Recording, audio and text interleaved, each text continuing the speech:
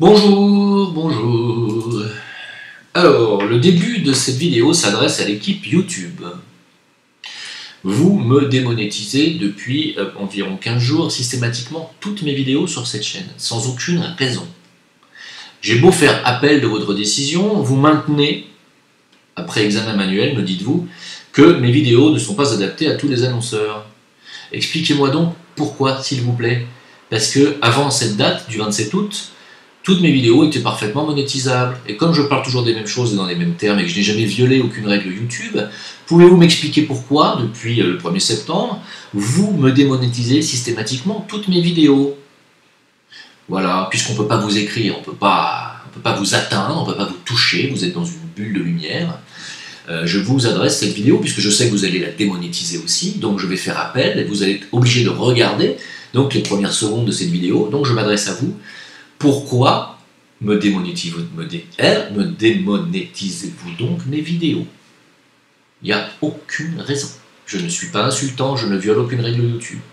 Veuillez, s'il vous plaît, bien vérifier. Il y a quelqu'un qui doit s'amuser, certainement, à vouloir me démonétiser sans raison. Merci de vouloir rectifier, s'il vous plaît. Je vais rentrer maintenant dans le vif du sujet. Alors, la France, au G7, a dit, Emmanuel Macron a dit, qu'il voulait prêter 15 milliards de dollars à l'Iran. Je dis, tiens, c'est bizarre ça. Pourquoi à l'Iran alors que les États-Unis étaient sur le point presque militairement d'agresser ce pays Eh bien, ils ont dit non, la France a dit non, mais nous on veut pas, on veut qu'il y ait la paix, on veut pas qu'il y ait la guerre. Ça c'est gentil.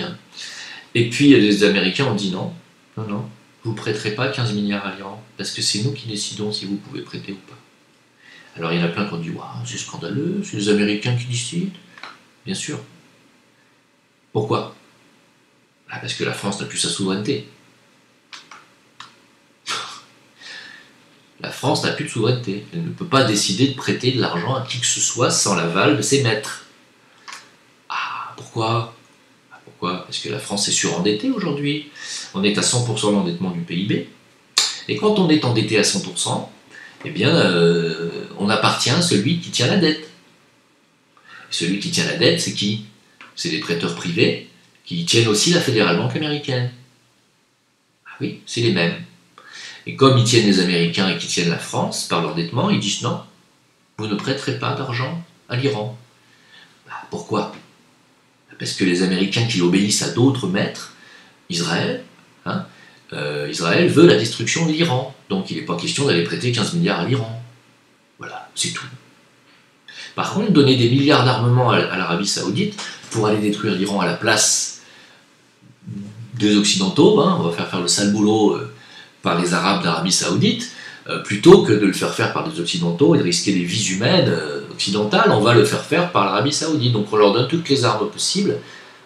Voilà, enfin je m'égare, c'était juste pour vous dire que la France n'a plus aucune souveraineté. Alors, quand on arrive à 100% du PIB d'endettement, on appartient tout simplement à celui qui vous a prêté l'argent. Alors certes, vous allez me dire, mais la loi 73 n'existe plus, non. Elle a été remplacée par une loi européenne, c'est la même chose. Voilà.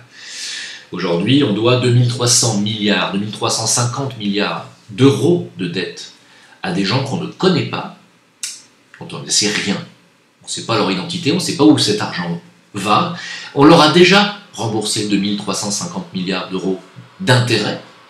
On a déjà payé la dette en intérêt, elle est déjà payée. Mais on ne sait pas à qui. Alors vous allez me dire, mais comment on l'a payé?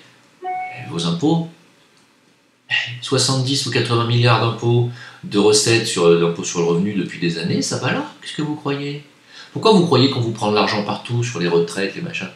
C'est pour payer ça. Oui. Les gens qui tiennent la Fédérale Banque américaine et qui ont placé, entre autres, Macron au pouvoir, pour qui vous avez voté. Oui. Ah, ça ne pourra changer que le jour où vous arrêterez de voter pour des gens qui représentent ces gens-là. Voilà. Et donc, on est dans une situation où c'est la merde, parce que le but d'une dette n'est pas d'être remboursé. Le but d'une dette, c'est de générer des intérêts. Or, chaque année, les gens qui tiennent la dette de la France touchent à peu près 80 milliards de dollars d'intérêts. 80 milliards, c'est énorme, hein. Je ne sais pas si vous vous rendez compte de ce que ça fait. On ne parle pas de millions de dollars, on ne parle pas de millions d'euros, on ne parle pas de millions de francs, hein. On parle de milliards.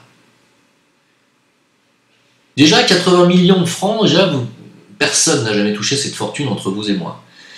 80 millions d'euros, encore moins, c'est 6 fois et demi plus, personne n'a jamais touché cette fortune. Là, on parle de 80 milliards d'euros, c'est 1000 fois ça. Vous vous rendez compte la fortune qui correspond à vos impôts, hein. Parce que la sueur de votre travail, la sueur de votre front, c'est le fruit de votre travail, les impôts. Ça va là-dedans, chaque année. Ça ne changera pas parce que le but n'est pas de rembourser la dette, comme je l'ai dit, mais de créer donc des intérêts. Et grâce à ces intérêts, ils vivent grassement, ils gagnent des milliards par an, et on ne sait pas qui c'est. On ne sait pas qui c'est. Par contre, on sait qu'ils ont dit à la France, ils ont dit à Macron, non, tu ne prêteras pas tes petits 15 milliards à l'Iran. Parce que nous, on a un plan pour le monde, et ce plan, il est clair. Hein, c'est la destruction de l'Iran. Alors ça, c'est écrit, c'est Israël qui veut ça, c'est Netanyahou, bien sûr, hein, pas seulement. Alors, je vais vous citer... Je vais vous citer cet article que je vous conseille d'aller retrouver sur mon VK ou mon Facebook, que je vais vous lire, qui est de Lawrence Patton MacDonald, un homme qui est mort en 1983 et qui a déclaré dans les années 70-60 « Le but des Rockefeller et de leurs alliés est de créer un gouvernement mondial unique », et il écrivait ça dans les années 60, combinant, écoutez bien, le supercapitalisme, c'est-à-dire le prêt à intérêt, hein, et le communisme sous la même bannière et sous leur contrôle. C'est-à-dire que le communisme a effectivement été pour eux une expérience. Est-ce que j'entends parler d'une conspiration, dit-il? C'est bizarre. Oui, en effet, dit-il, il y a une conspiration. Je suis convaincu qu'il y a un tel complot d'envergure internationale, en planification depuis plusieurs générations, et de nature incroyablement maléfique. Hop, hop, hop, hop, hop. Alors sachez que dans l'autobiographie des Rockefeller, ils l'ont avoué, tout ça. Oui, nous avons un plan, oui, depuis plusieurs générations. Plus plusieurs générations, ça veut dire depuis plusieurs siècles. Alors moi, je parle beaucoup des Rothschild, mais on peut parler des Rockefeller, mais ils marchent main dans la main. Hein. Ils tiennent chacun des secteurs d'activité. Voilà. Et donc, en fait, ils sont là depuis plusieurs siècles, depuis au moins 2 siècles et demi, les révolutions. Et ils étaient là déjà, et ils sont toujours là. Et ils ont des empires tellement gigantesques sur le plan financier qu'ils sont intouchables. Intouchables. Si demain ils décident de mettre Paris à poil, ils mettent Paris à poil. S'ils décident de démonter la Tour Eiffel, ils démontent la Tour Eiffel. S'ils décident de détruire l'Iran, ils détruisent l'Iran. Sachez-le, voilà.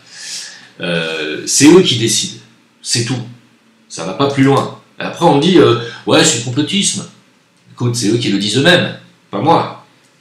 Voilà. C'est du complotisme. C'est pas du complotisme, c'est du conspirationnisme, et c'est eux qui conspirent, c'est pas nous. Nous, on fait que dire les choses.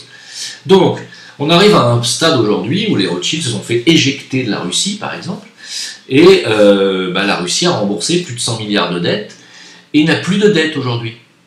La Russie est le seul pays au monde qui n'a pas de dette. Fini, terminé, ils sont même excédentaires, ils ont 100 et quelques millions de dollars d'excédent. La Russie n'a plus aucune dette, zéro. Ça vous laisse deviner qui sera fort quand le système va s'écrouler et qui ne le sera pas. Et quand on me dit que Poutine n'est pas un contre-pouvoir et qu'en réalité c'est un traître et que c'est un sioniste déguisé, non.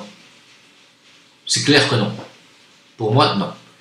Poutine n'est peut-être pas une alternative au nouvel ordre mondial, mais il est une alternative au nouvel ordre mondial unipolaire. Le nouvel ordre mondial unipolaire est celui voulu par Israël. Israël et tout le système sioniste qui va derrière, c'est-à-dire USA, Europe. Hein, parce que USA, Europe, c'est sioniste. Hein. Ils veulent un nouvel ordre mondial unipolaire. C'est-à-dire où la capitale, c'est Jérusalem, et voilà, point. C'est eux qui dirigent. Poutine veut un nouvel ordre mondial multipolaire, où il n'y a pas de cette dirigeance qui viendrait de Jérusalem, et il n'y a pas de dirigeance sioniste ni talmudiste sur le monde. Il ne veut pas de ça, Poutine. Il veut que toutes les nations soient souveraines, Il veut un nouvel ordre mondial, certes, basé sur une nouvelle technologie, machin, très bien, la blockchain, tout ce qui va arriver, mais il veut que chaque nation soit souveraine. C'est pas mieux, parce que moi, c'est exactement ce que je dis. D'ailleurs, entre parenthèses, pour tous ceux qui sont antinationalistes, etc., sachez que c'est à cause de ça que vous êtes tombé dans le communautarisme. C'est parce qu'il n'y a plus, pour prendre l'exemple de la France, qui est un pays exemplaire au niveau de la destruction de la nation, c'est parce qu'il n'y a plus de nation en France, qu'on a détruit la nation en France, qu'il y a une montée pareille du communautarisme. C'est-à-dire qu'on m'a écrit encore il n'y a pas longtemps, une personne me dit « Moi je suis française, mais je me sens avant tout noire, parce que je suis noire, et que donc je me sens d'abord africaine, et donc je me sens plus africaine et noire que française. » Je lui dis « Mais c'est à cause de ça que tu dois te sentir rejetée, et que tu ne dois pas te sentir bien finalement dans ton pays. » Parce qu'il y a des Français noirs, il y a des Français asiatiques, il y a des Français blancs, il y a des Français arabes, il y a des Français gitans, il y a des Français roms, il y en a de toutes les couleurs. Et si vous faites passer votre couleur et votre communauté avant votre identité nationale, il est normal que vous vous sentiez rejeté. Parce qu'il y a encore en France des patriotes, il y a encore des Français qui sont attachés à leur France, à leur culture, à leur histoire. Ils votent à droite, hein, ils sont majoritairement blancs aussi, il faut le dire. Ce qui ne veut pas dire qu'il n'existe pas des Français d'origine africaine ou maghrébine qui sont aussi patriotes, il y en a, hein, bien entendu. Mais majoritairement, les patriotes votent surtout à droite, hein, et ils sont conservateurs, ils veulent conserver ce qui reste encore de l'identité nationale et de la nation française et de son terroir et de son histoire. Ils sont attachés à ça. Et si vous n'êtes pas attaché à ça, si vous n'êtes pas du tout pour la nation et que vous êtes gaucho, vous participez à la destruction de l'identité nationale et donc vous favorisez le communautarisme, c'est clair. Et donc quand vous êtes dans le communautarisme, on n'est plus du tout dans le vivre ensemble, on est dans le vivre l'un contre l'autre. On est dans l'affrontement final. Alors je vais pas prendre un exemple de nationalisme, mais l'Allemagne par exemple, vous allez me dire non, tu vas quand même pas oser. Ben, non, si, je vais oser quand même. Regardez dans quel état était l'Allemagne en 1928. Regardez dans quel état ils étaient en 1920. Après la Première Guerre mondiale, vous allez me dire, oui, ils ont été détruits, etc.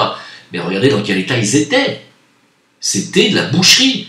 Les femmes devaient se prostituer pour avoir une baguette de pain. Bon, est arrivé un mec qui a dit, non, on va retrouver notre grandeur, on va dégager notre dette, là, et puis on va produire allemand, on va penser allemand, on va baiser allemand. Il a fédéré tout le peuple. En 10 ans, il a fait du pays le plus détruit de l'Europe le pays numéro 1. Économiquement, technologiquement, il a construit les autoroutes, il a fait les voitures les plus solides. Et il a surtout renforcé l'identité nationale comme jamais. Tout le monde était là avant, ils erraient dans les rues, c'était vraiment une boucherie. Donc voilà comment le nationalisme, le patriotisme, peut fédérer un peuple à se réunifier, à redevenir fort. Pour moi, il n'y a que ça. Alors évidemment, après vous connaissez la suite de l'histoire. Malheureusement, c'est aussi devenu une nation guerrière et militaire, et ça, j'ai pas envie de développer le sujet. Voilà, et malheureusement, après, vous connaissez la fin, l'issue dramatique de cette histoire, mais c'est à cause de la guerre. On peut très bien revenir à un nationalisme, un patriotisme économique et social, sans tomber automatiquement dans l'isolationnisme et le rejet des autres nations. Pas du tout. Moi, je pense que chaque nation doit avoir son identité, son histoire, sa culture, sa langue, mais qu'elle doit vivre ensemble avec les autres nations, qui sont elles-mêmes d'autres identités, et c'est grâce à ces identités qu'on finit par faire une véritable société mondiale, plurielle, multiculturelle et riche, parce que chacun ou chacune des nations apporte sa richesse, sa culture, et c'est comme ça que ça doit avancer. C'est comme ça, quand vous allez aux Indes, vous voulez voir des Hindous, quand vous allez en Chine, vous voulez voir des Chinois, vous allez au Japon, vous avez des Japonais, quand vous allez en Afrique, vous avez des Africains. Quand on va en France, on veut voir des Français. Alors ça ne veut pas dire spécialement des Blancs, mais ça veut dire des gens attachés à leur terre. On ne veut pas voir des gens qui disent voilà, nous, on est surtout maghrébins avant tout, on prie dans les rues. On ne veut pas de ça. C'est pas ça la France, les mecs. Si vous voulez prier dans la rue, retournez d'où vous venez. La France, c'est pas ça. Voilà, c'est tout. Donc, C'est pour ça qu'aujourd'hui, on est dans une situation de pré-affrontement, de pré-guerre civile, parce qu'il n'y a plus d'identité nationale. Hein. Bon, je vais pas... Alors, donc, la Russie n'a plus de dette, donc je vous laisse deviner qui va s'en sortir dans la future crise. Car, figurez-vous, avec cette histoire d'intérêt et d'endettement de la France, eh bien, et d'endettement de tous les pays mondiaux, on est en Europe, et même aux États-Unis, mais surtout en Europe, on est au bord d'une récession généralisée. Hein, l'Allemagne est au bord de la récession. Alors la récession, c'est quand c'est quand l'économie finalement va moins vite que les capacités productives d'un pays. Hein. Donc il y a un ralentissement global qui se fait, et à ce moment-là, il y a tout qui ferme. Les usines ferment, il n'y a plus de boulot nulle part, c'est le chaos, c'est la guerre civile. Donc ils vont tout faire, et ils font tout déjà depuis quelques années pour éviter ça. Pour éviter la récession, à la BCE, ils font marcher la planche à billets. Hein. Voilà, ils fabriquent du billet, ce qui fait que, évidemment, ça dévalue l'euro, hein, l'euro est en train de dégringoler, et surtout, ça oblige les banques à prêter à des taux négatifs, déjà depuis quelques années. Donc ça veut dire que les banques perdent de l'argent, à chaque fois qu'elles font des prêts, elles perdent, et ce qui fait qu'aujourd'hui, les banques sont au bord de l'implosion.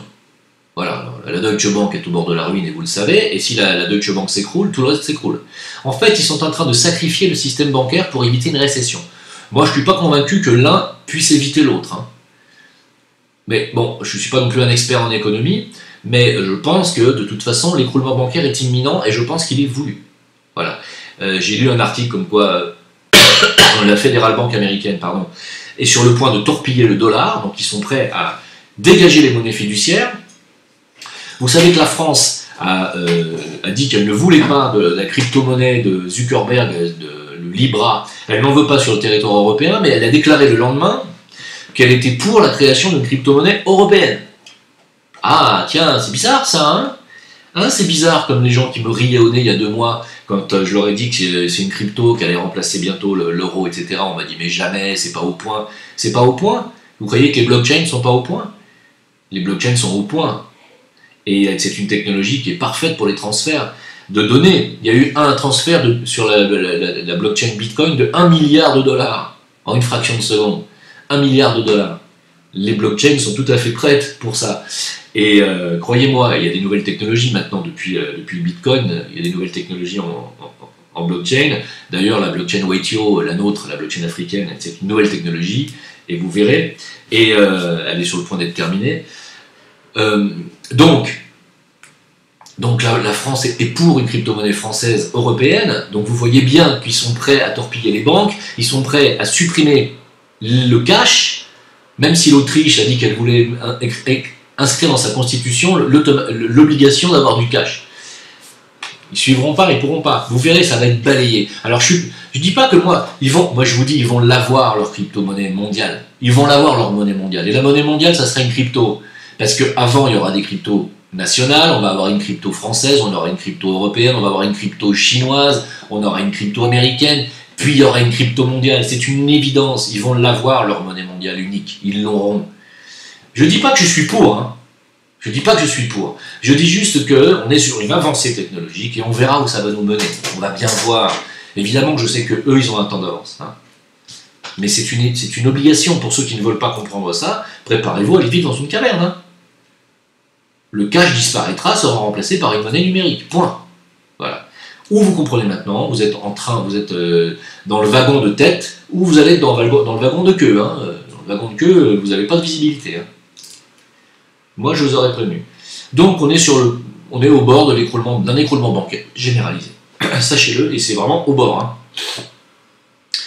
Maintenant, il y a quand même de plus en plus de monde qui se réveille à ce que je suis en train de dire, ce qui fait que, bien entendu, il y a une scission, une séparation du pouvoir et du peuple.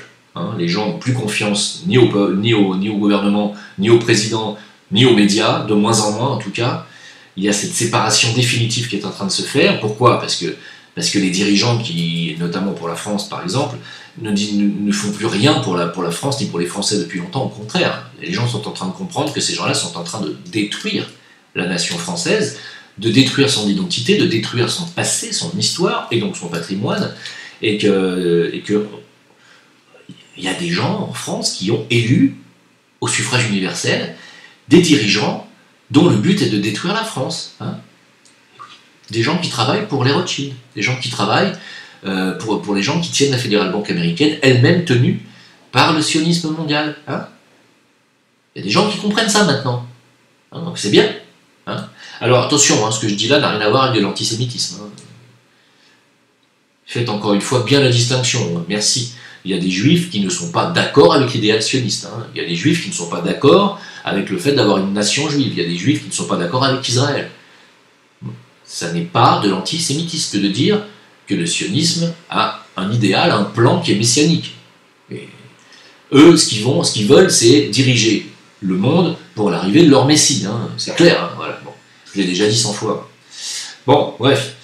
Alors, il y a une telle scission entre le peuple et les dirigeants qu'aujourd'hui, bah oui, le peuple commence à décrocher les tableaux des présidents. Manuel Valls, il y a son portrait qui est brûlé en Catalogne, c'est à l'heure où je vous parle. Il crame les portraits de Manuel Valls, qui n'est pas un dirigeant en Catalogne, mais pour vous dire à quel point, quoi. Je veux dire, ces gens-là sont détestés, sont haïs, quoi. Quand on arrive au point où ton portrait est brûlé, c'est grave, hein. C'est grave. Voilà, donc comme c'est une vidéo,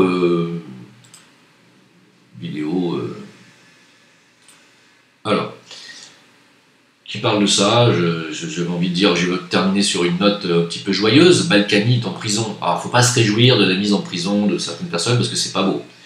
On ne se réjouit pas, c'est vrai. Il a pris 4 ans pour détournement et apparemment les sommes étaient énormes. Sa femme a pris 3 ans. Donc, et puis c'est pas fini parce qu'il y a encore d'autres choses derrière. Hein. Balkany, il n'y a pas que du détournement qu'il a fait. Hein.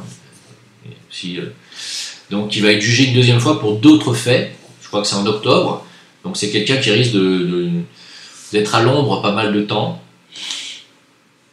Je trouve que c'est étrange. Des fois, comme ça, le système se débarrasse de certains de leurs serviteurs. Allez savoir pourquoi. Pourquoi eux et pas d'autres. Pourquoi pas Cahuzac, pourquoi pas... Bon, tout ça, c'est au bon vouloir de ce système que personne ne comprend, en fait, en réalité.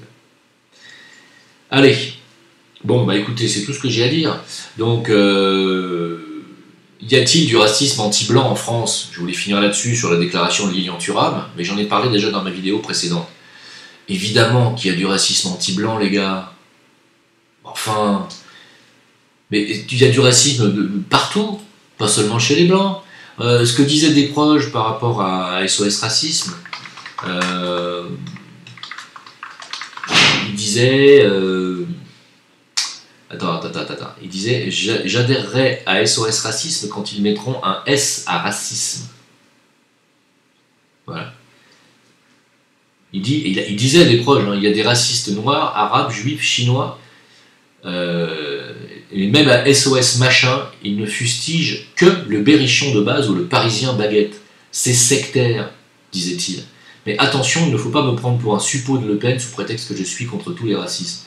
Disait-il, Pierre Desproges, il avait compris, comme Diodo a compris, d'ailleurs, Diodo qui était, vous savez, un représentant des SOS Racisme et qui a compris qu'en fait, en réalité, ces officines encourageaient le communautarisme et le racisme. Donc, y a-t-il du racisme anti-blanc en France? Évidemment. Dans les quartiers aujourd'hui où les blancs sont minoritaires, ils sont victimes de ce qu'on fait aux minorités. D'autant que le blanc... aujourd'hui, à mauvaise presse par rapport à son passé, au passé de sa race. Je parle de son passé racial. Hein, vous me dites qu'il n'y a pas de race, si, il y a un passé racial.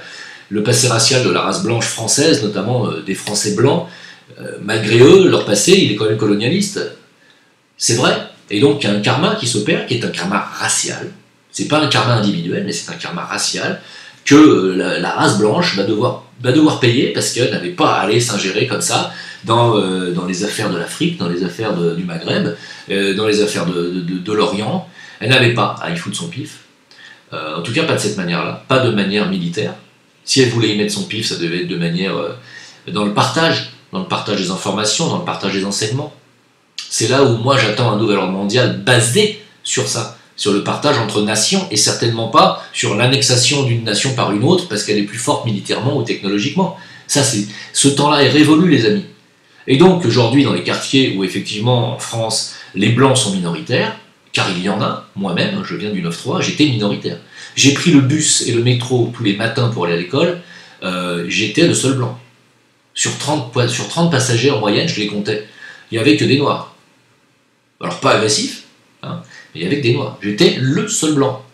Sur la ligne 13, métro, mairie de Saint-Ouen, qui était voilà, c'était là où je prenais le métro, jusqu'à c'était, attendez, que je me rappelle plus, c'était pas, je me rappelle plus du nom des stations, enfin je faisais 4 ou 5 stations pour sortir à Barbès, j'avais un changement, j'étais le seul blanc. Ça fait un bail, ça fait 40 ans que les blancs sont minoritaires dans ce quartier. Voilà, nord de Paris et banlieue nord, les blancs sont minoritaires, hein. Et aujourd'hui c'est encore pire. Évidemment qu'il y a du racisme anti-blanc, c'est une évidence. Alors celui qui le nie, c'est parce qu'il n'habite pas dans ces quartiers-là. Allez-y et vous verrez. La question ne se pose même pas, j'ai même pas envie de discuter. Voilà. Quoi qu'il en soit, le jour où la France arrêtera de se comporter comme les États-Unis d'ailleurs se comportent, c'est-à-dire se prendre pour le professeur du monde et le grand éducateur du monde, et qu'elle respectera les peuples et qu'on leur proposera des échanges technologiques contre des énergies, des échanges d'éducation éducatifs contre du savoir-faire, contre des produits locaux. Quand on arrivera à ça, dans le respect et l'échange mutuel, il n'y aura plus de communautarisme, il n'y aura plus de conflit. Hein, c'est quand même les Blancs et la France en général qui ont quand même aussi provoqué ça, en premier. Mais il ne faut pas oublier non plus que, et ça c'est Karim qui me l'a rappelé, je ne le savais pas, il y a eu énormément d'esclaves blancs par les Arabes. C'est Karim Ben Abdelkader qui me l'a dit. Renseignez-vous sur cette histoire. Pendant un siècle ou deux, les Blancs étaient en Méditerranée pris en esclavage par les Arabes. Alors, je ne sais pas quand est-ce que ça remonte à quelques siècles en arrière, mais renseignez-vous. Il y a eu aussi de l'esclavagisme blanc. Il faudrait un petit peu, de temps en temps, rétablir un petit peu tout ça et remettre un peu les pendules à l'heure. Donc je vais potasser ce sujet et je vous en parlerai.